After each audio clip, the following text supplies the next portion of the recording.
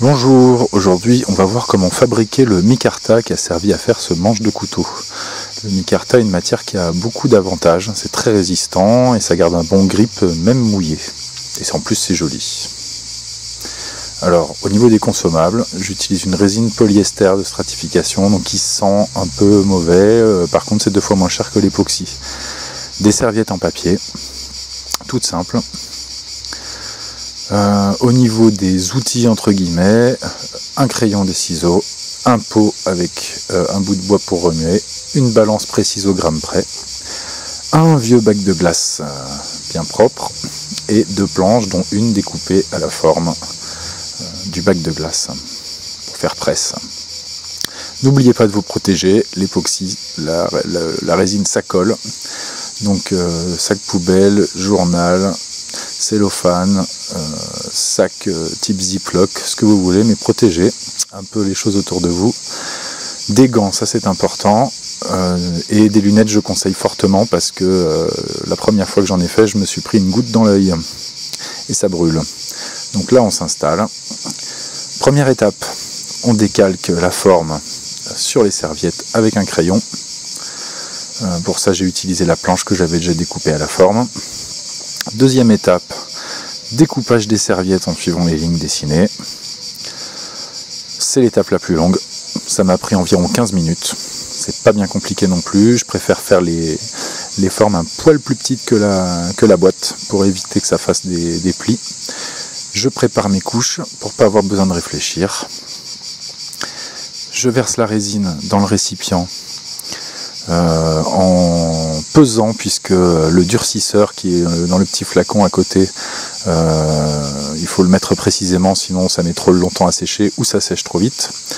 Donc là c'est une dose à 3%, donc j'avais 300 grammes de résine, donc j'ai mis 9 grammes de durcisseur. C'est marqué sur le pot, hein. On remue bien pour que ça soit bien homogène. Certains conseillent de remuer jusqu'à 5 minutes. Moi je le fais une petite minute. Et c'est parti. Donc on met les couches, on verse un peu de résine et surtout on lisse bien et on fait attention à ce qu'il n'y ait pas d'endroit qui reste sec. En fait ça va s'imbiber de toute façon, hein, en particulier les serviettes en papier, ça pompe la résine. Donc ça m'a pris environ 10 minutes.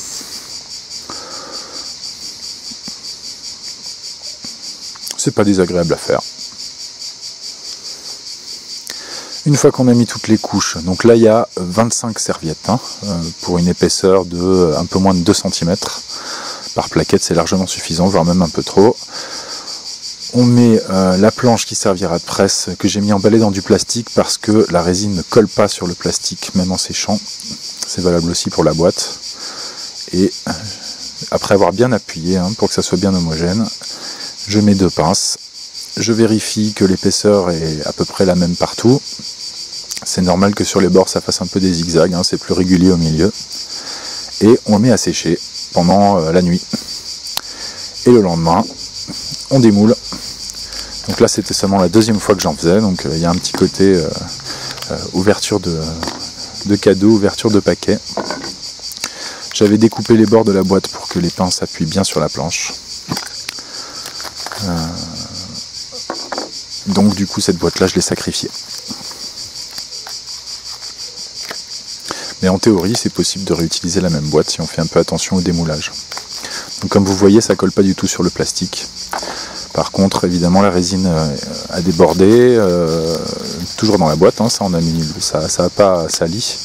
Mais du coup pour enlever la planche qui a servi de presse, il faut casser. La prochaine fois je prendrai un marteau parce que on voit bien que la résine sans trame elle est cassante, hein. La partie avec serviette est beaucoup plus résistante, mais voilà ce qui arrive quand on n'utilise pas le bon instrument pour taper. Petite manœuvre un peu dangereuse, ne faites pas ça chez vous les enfants. Et voilà à quoi ça ressemble au moment du démoulage.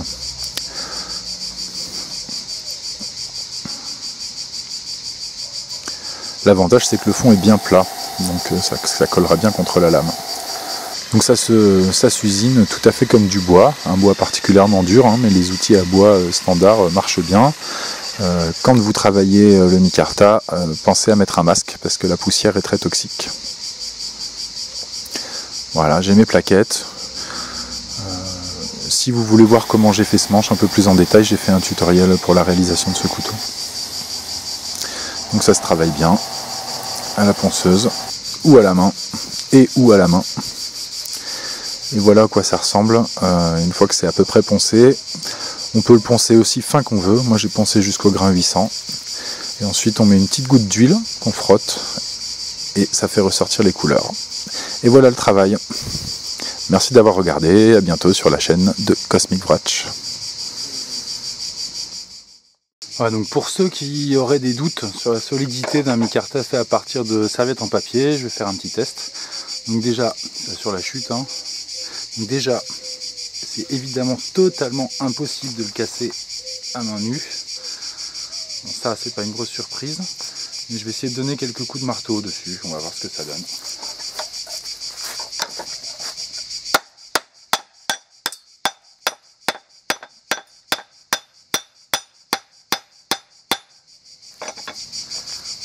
Voilà, donc ça casse, mais ça casse pas très facilement, hein. Je sais pas si vous avez vu la taille du marteau. Donc a priori en termes de poignée de couteau, ça devrait faire l'affaire. Je vais essayer de taper dessus avec du bois, ce qui est ce qu'on risque de faire à un couteau quand on bâtonne. Je prends l'autre bout pour qu'on voit bien, hein. Donc celui-là c'est le marteau.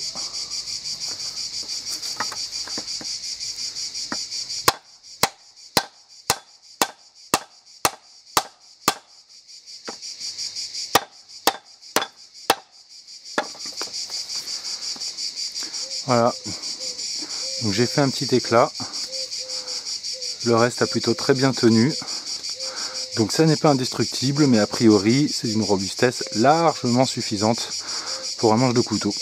Dites-moi ce que vous en pensez.